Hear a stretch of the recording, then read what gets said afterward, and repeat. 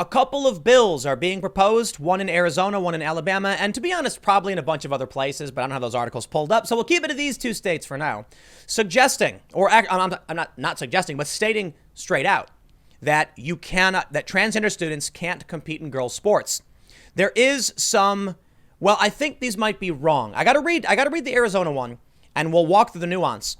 But the Alabama bill says you must compete based on the gender on your birth certificate, and that is wrong, wrong, wrong. You know why? One thing that really bothers me in this whole transgender athlete debate, when conservatives take pictures of Mac Beggs, who is a trans man, meaning born female, and claim that's an instance of someone born male fighting women. It's not the case. In fact, in this particular instance, you'll see all the photos. There's one famous photo where it's, the Mac Beggs is holding the person and it looks like some kind of headlock or something. Mac Beggs was born female, transitioned to male, and wants to compete against men. I think that makes sense. The challenge is that going the other direction, it doesn't make sense. So the bills need to be specific about girls' sports. Or I honestly don't know the exact solution, but I know it's not uniform.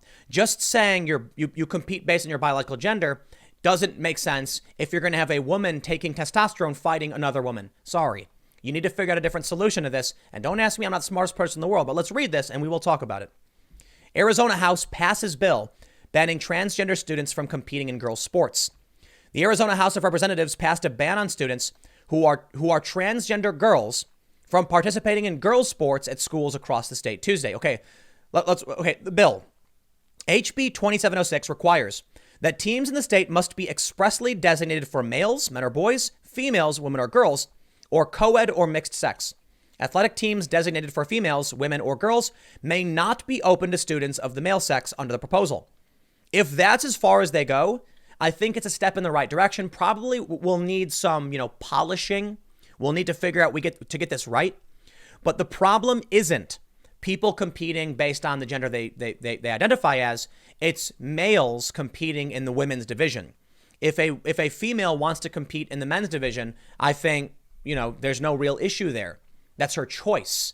But if women don't have the choice and men go into their division, that's when things get kind of murky in terms of Title IX and civil rights.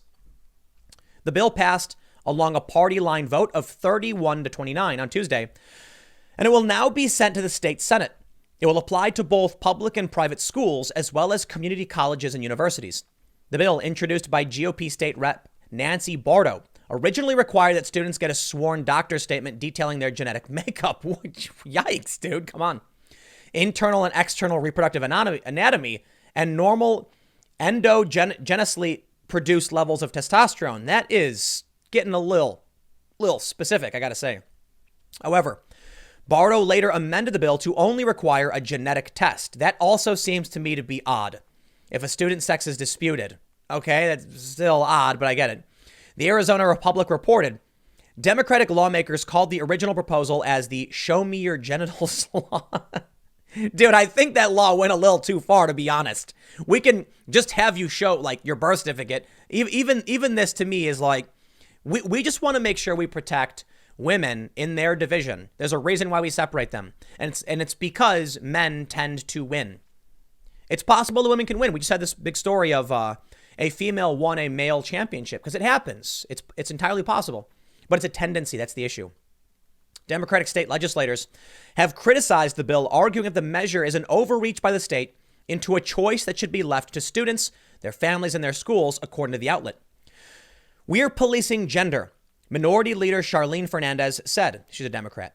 The Arizona Republic reported, we're trying to decide if that person is feminine enough or not feminine enough, and we're using that to justify subjecting our transgender athletes to additional barriers to participating in sports. Well, let me just give you some science.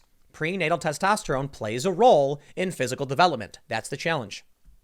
Lawmakers argued for more than 5 hours of debate before the bill's passage, with Republicans claiming that the legislation is protecting women's sports. Barto said Tuesday that, quote, we tried to make it very emotional, like we're going after a group, but no, this is a pro-woman bill. This is a bill to save women's sports because, frankly, it won't be saved if we don't clarify the law. The Arizona Interscholastic Association, which governs athletics at schools in the state, also already has policies for transgender students to compete in athletics. It requires students receive letters of support from parents, a school administrator, and a health professional. The student also has to receive support from a committee and the association's executive board, according to the Arizona Republic. So laws like this are starting to pop up in many different places. This is the other state. That one to me first sounded a little odd when it was first introduced, but I think we're getting somewhere good. Please, can we make sure we protect civil rights? We protect individual liberties, but that also includes the females and the transgender individuals. It's tough. I know it is. And I don't care what your opinion is on the individuals themselves or the group or anything like that. The point is, in this country, an individual is entitled to life, liberty, and the pursuit of happiness. But that includes the females who compete in women's sports alongside their transgender, peers. So I don't know, how you want to get it done, but I think it has to get done. Now, this bill I read a little bit about, and I think from the surface, it sounds wrong, and I'll explain why. They say, nationwide controversy is brewing as states consider banning transgender athletes from sports teams that they identify with. The new legislation will force transgender athletes to compete under their gender assigned at birth if it passes. Let's read a little bit more. Alabama is currently pushing for the transgender athletes ban that many across the country have already established. A bill that is sponsored by Alabama State Rep. Chris Pringle and is known as the Gender is Real Legislative Act, or GIRL Act, calls for transgender athletes in K-12 public schools to compete based on the gender listed on their birth certificate. Pringle is confident that the bill will pass. He said it will pass. There's a lot of support in the chamber from other colleagues. A lot of people want to be co-sponsors of the bill. So I see when we get it up, it passing overwhelmingly. Okay, which brings me back to the story of Mac Beggs. If you have someone born female and they start taking testosterone to transition to male, well, to a man, the gender identity, because I don't know how you describe it, but they're always going to be female. You now have someone who won't have the advantages of prenatal testosterone and, male puberty, but they will have an increase in testosterone, which will increase bone density and muscle mass and all these other things. Having them, because their birth certificate says female, compete against biological females who aren't taking testosterone does not make sense. You would want them to compete against males. Like in most circumstances, I'm sure there's a lot of people who still think they shouldn't do it. But I don't think this is going to work, because now what you're going to see is trans men fighting for the right to compete against men being told you can't under this law. The reality is gender is a real thing. And I think they're missing a key component. Men tend to be taller, faster, stronger. Tend to be, not always. Women tend to have tend to be shorter. They tend to have more body fat, things like that. These are realities. But that means it's not a two-way street. You can't simply say that men should compete with men, women with women, trans women with men, and trans men with women, because it doesn't take into account biological reality. A trans man, someone born female, will have a massive advantage over cisgendered females. According to Pringle, transgender students will still be able to compete. They just have to compete under the gender assigned to them at birth.